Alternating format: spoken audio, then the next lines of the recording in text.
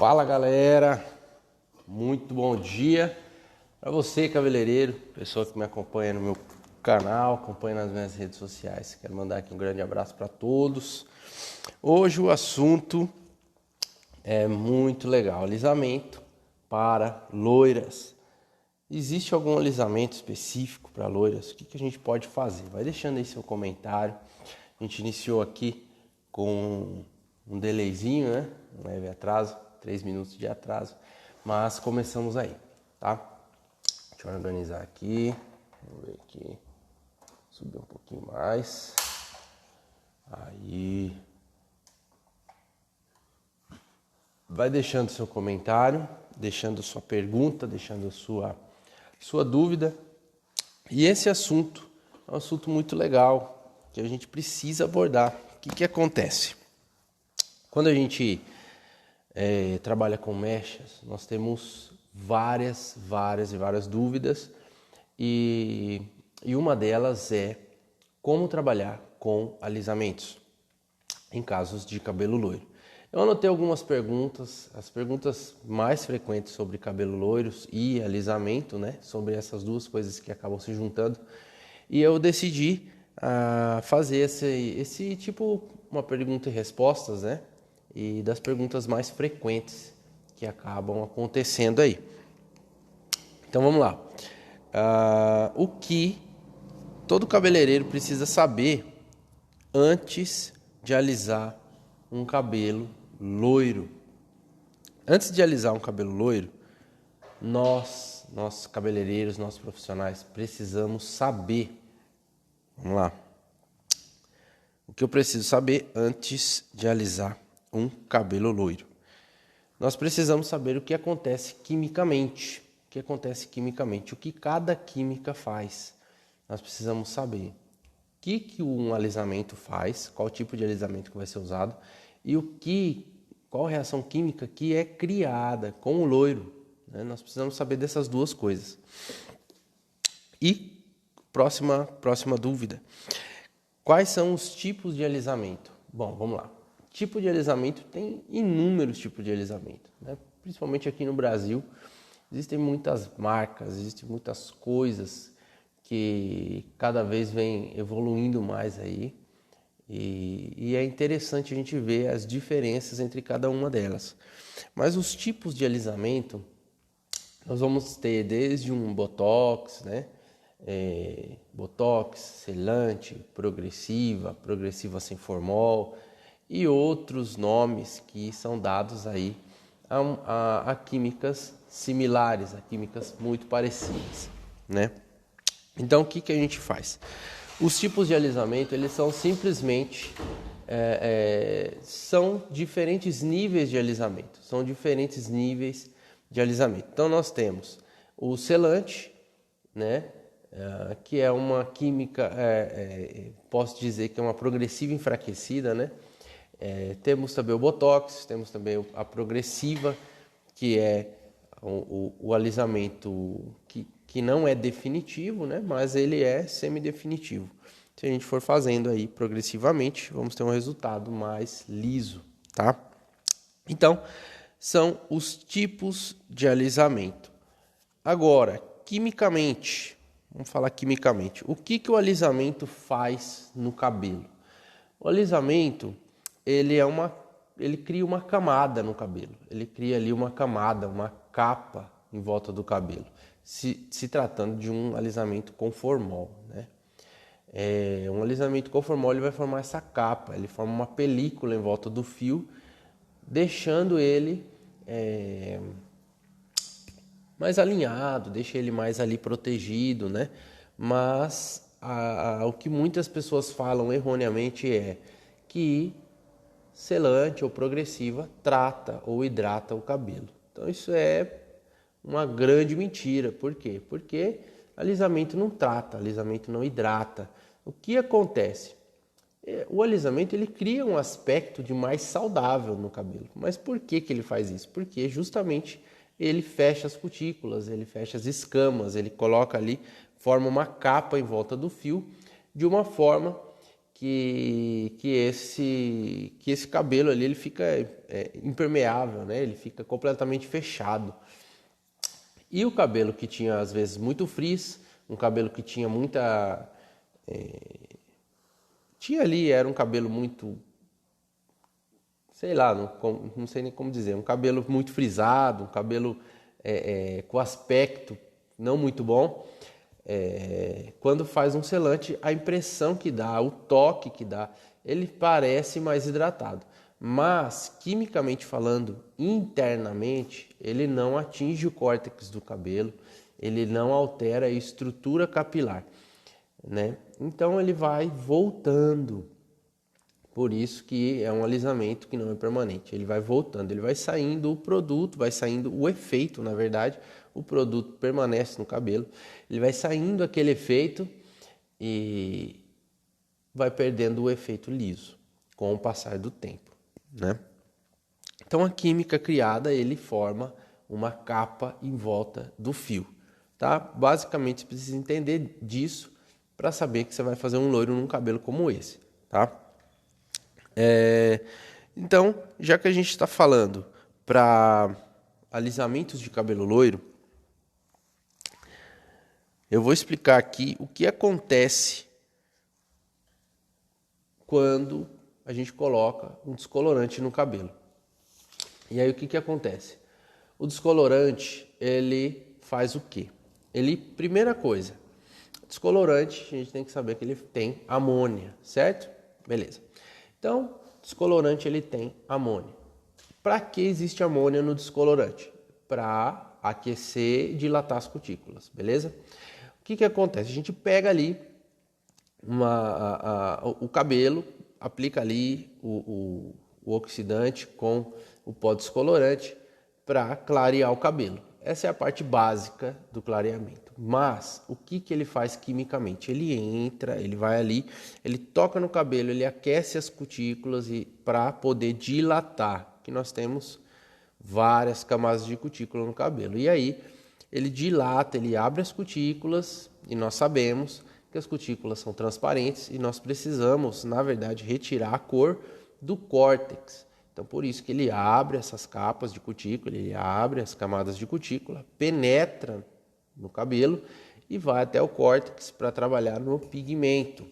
E ele vai ali dissolver, os pigmentos.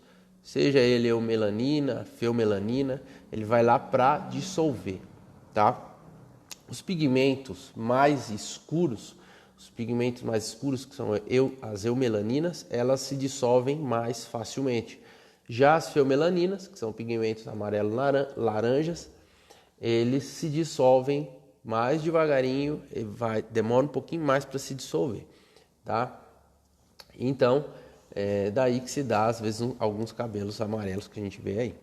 Então é o seguinte, o que acontece? Quando ele está fazendo esse trabalho, ele precisa abrir.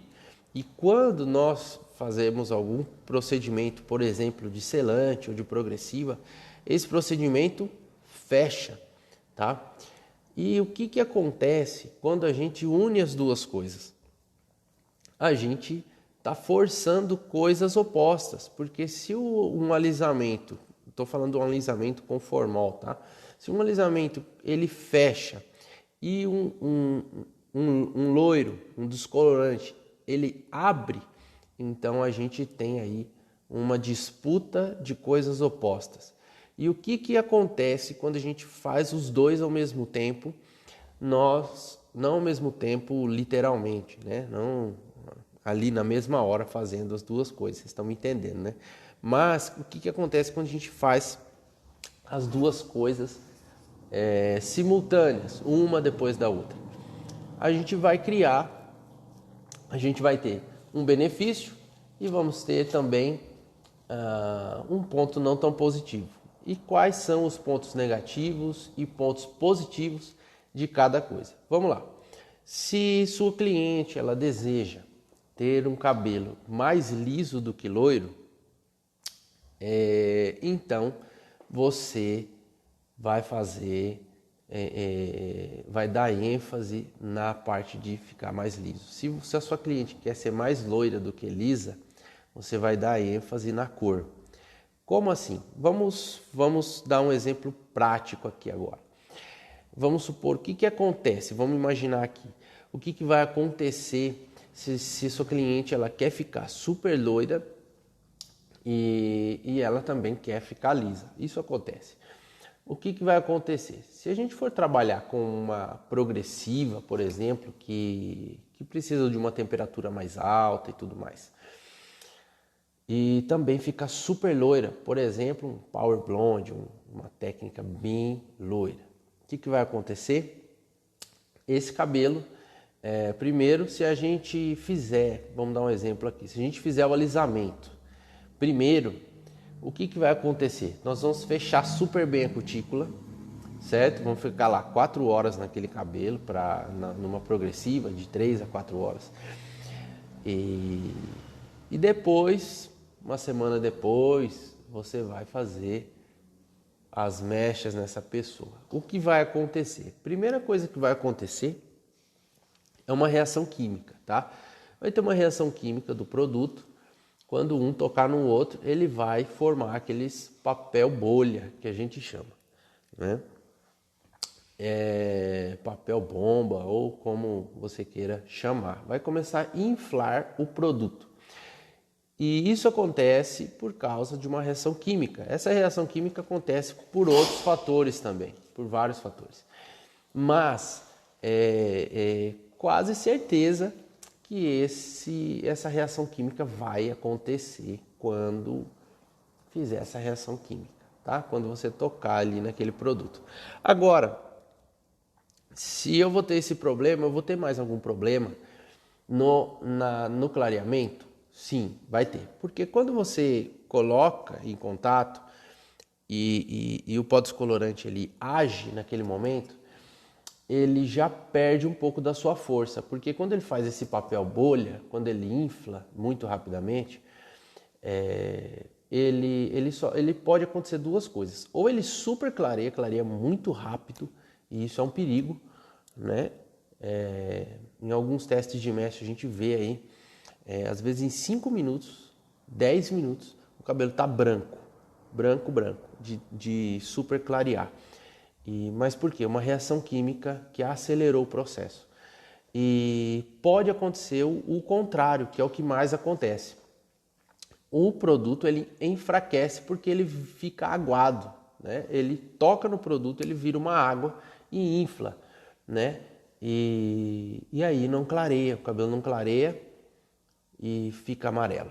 Então a gente vai ter aí uns 2 níveis, 1 ou 2 níveis de clareamento a menos se a gente fizer primeiro o alisamento, primeiro a selagem ou primeiro a progressiva. E o outro problema criado, na verdade, é esse, que você não alcança o clareamento desejado, né? Por causa da reação química.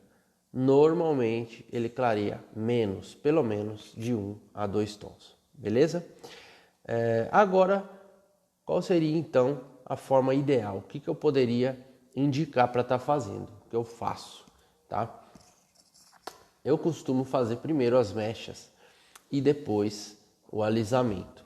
E como que isso deve ser feito? Primeira coisa, né?